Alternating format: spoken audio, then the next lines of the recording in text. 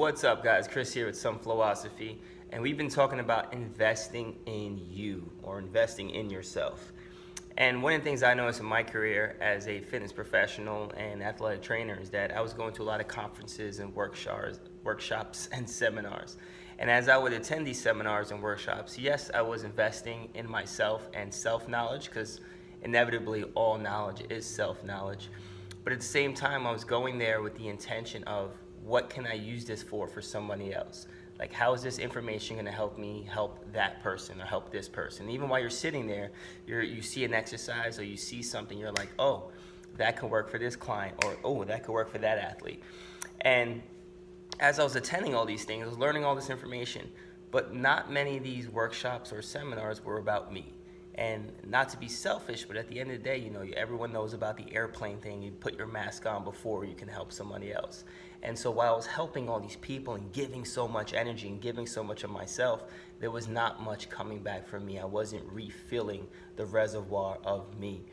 And so I felt a lot of burnout because it was always giving, giving, giving. And yes, you should give, and always give without the intention of receiving. Give for the sake of giving.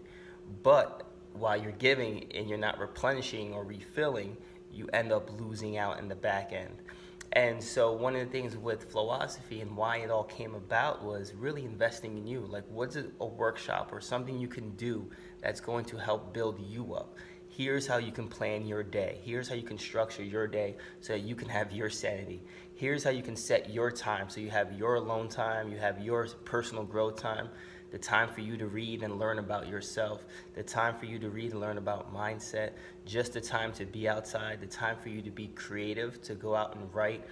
One great book is The Artist's Way, and that book talks a lot about creativity and how to keep your creativity, go on creativity dates, go to one of the arts and crafts stores and buy some stuff and color and draw, like things like that that help you, that get you in the right space. Because if you're in the right space, and one thing I like to describe to people, it's like being the eye of the storm. The eye of the storm is the calmest part. The chaos is all around. And if you're the person helping people in their chaos, then you have to be centered and you have to be the eye of your storm. So the people around you that you're helping, you can help them out as long as you can, but as long as you stay calm. Once you get caught up in the storm, then you're in a rat race with everyone else and everyone's running, chasing their tails. And that's where most people are. Yes, they're helping, but they're just as broken as the person next to them. And a lot of times what people say is hurt people, hurt people. If you're all jacked up and messed up and you're, let's say physically, your shoulder's bum and your hip is this and your knees are that, and you're trying to get people out of their pain, yet you're in just as much pain, it's like, well, who's helping who? It's like the blind leading the blind. So you need to be focused in yourself and develop you, and then help other people from there. So that's where the whole FLO-OSOPHY thing came from, is just helping yourself. I discovered different ways, taking different programs and workshops and different things I was learning online and stuff I was reading, and put it together in one-day workshop where it's actually about you helping you, and you developing a process to always be sure that you're caring for yourself. So invest in you, and that's where the whole thing about investing comes from, investing in you. Most people spend about, what, $5 a day on a cup of coffee.